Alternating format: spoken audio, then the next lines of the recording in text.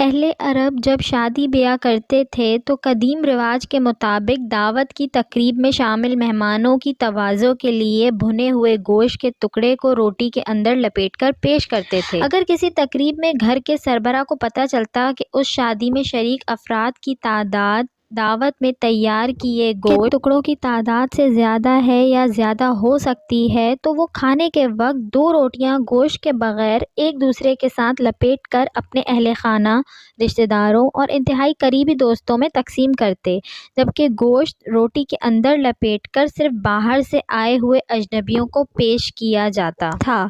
ایسا ہی ایک بار غریب شخص کے ہاں شادی کی تقریب تھی جس میں اس شخص نے دعوت کے دن احتیاطاً بغیر گوشت کے روٹی کے اندر روٹی لپیٹ کر اپنے گھر والوں، رشتہ داروں اور متعدد قریبی قابل بھروسہ دوستوں کو کھانے میں پیش کی تاکہ اجنبیوں کو کھانے میں روٹی کے ساتھ گوشت مل سکے اور کسی بھی قسم کی شرمندگی سے بچا جا سکے۔ جنہیں صرف روٹی ملی تھی تو انہوں نے ایسے کھانا شروع کر دیا گویا اس میں گوشت موجود ہے، سوائے اس کے ایک انتہائی قریبی رشتہ دار کے۔ اس نے روٹی کھولی، گھر کے سربراہ کو بلایا اور غصے سے بلند آواز میں اس سے کہا، اے عبداللہ کے باپ، یہ کیا مذاق ہے؟ یہ تو روٹی گوشت کے بغیر ہے، میں تو آج کے دن ہرگز یہ نہیں کھاؤں گا۔ غریب شخص نے تحمل سے سنا اور مسکرا کر جواب دیا، اجنبیوں کا مجھ پر حق ہے کہ میرے دسترخوان پر انہیں ہر حال میں گوشت پیش کیا جائے۔ یہ لیجئے گوشت کا ٹکڑا اور معافی چاہتا ہوں،